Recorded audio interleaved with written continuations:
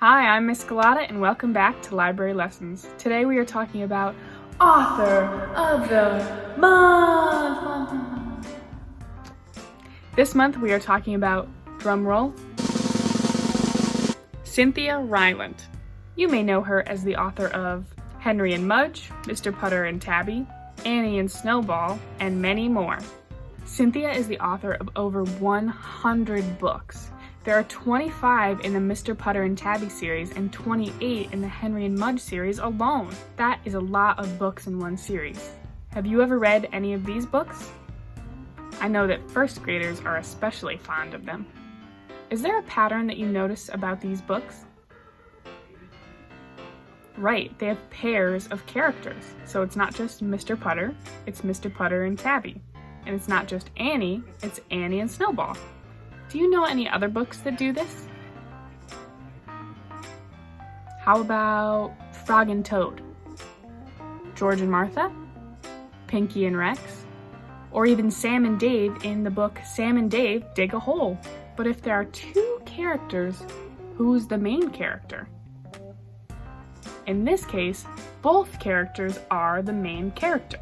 Sure, sometimes one character is the sidekick and the other is the hero of the story, but in this case, both are equally as important. You can have Frog and Toad without Frog. The adventures had wouldn't be as fun. Also, who would he bicker with? Cynthia Ryland was born on June 6, 1954. That makes her 66 years old, but her last name wasn't always Ryland.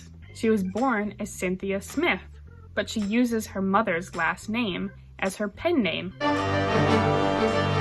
know what that means. It's definition time. Pen name. A made-up name used by writers instead of their real name. Repeat that with me. A made-up name used by writers instead of their real name. Another word for pen name is pseudonym. Pseudonym, which literally means false name. But why would someone use a false name? Well, there are a couple different reasons.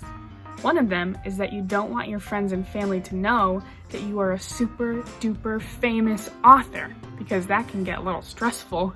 Another reason, and probably the one that Cynthia used, is because Smith is a common last name, so it would be harder to find her material out of all of the Smiths in the world. So instead of using a common last name, she used a less common last name, Cynthia Ryland. I don't think I know many Rylands. Do you? Probably not. When you're an author or an actor or a celebrity, you want to stand out. And plenty of people do this. For example, Dr. Seuss is actually Theodore Geisel. Chuck Norris is Carlos Ray Norris. And Lady Gaga's real name is Stephanie Joanne Angelina Germanata. Whew, no wonder she shortened it. We'll come back to pen names later. But for now, some fun facts. Cynthia grew up in West Virginia with no electricity, running water, or cars. She didn't have access to many children's books, but she did spend a lot of her time outdoors. Cynthia loves the Beatles, especially Paul McCartney. She didn't discover her love of children's books until she became a librarian after college. She wrote her first children's book in 1979 at the age of 25 and based it on her experiences growing up. She also writes young adult and adult fiction, as well as poetry. As Cynthia grew up, she continued to work at different libraries, as well as teaching English. But soon, she realized that she was meant to be a full-time writer. Sometimes it takes a little while to find your passion. Luckily for us, she found hers in order to write so many books that we love. She gets a lot of her inspiration from the life she lived and the world around her. It is a world worth writing about. We go through many changes in our lives, and some of them are hard, but the sky still has stars at night, the moon still shines. The world does not leave us empty-handed. Cynthia is right. Inspiration is all around us. It just takes time to put that into words, or in Cynthia's case, 100 books. Now, let's go back to the topic of pen names.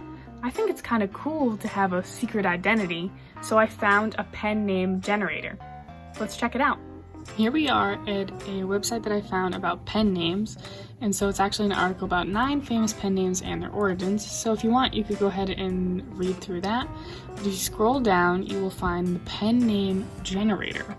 And then you could choose a genre, because each genre can have kind of a different style of name.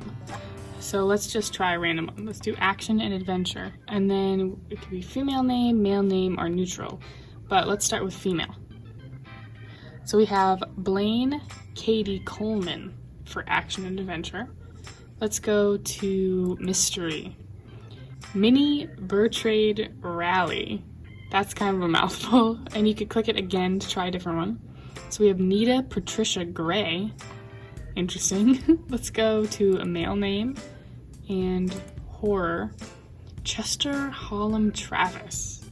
Very interesting. So you don't need a middle name. You could click that off if you want to.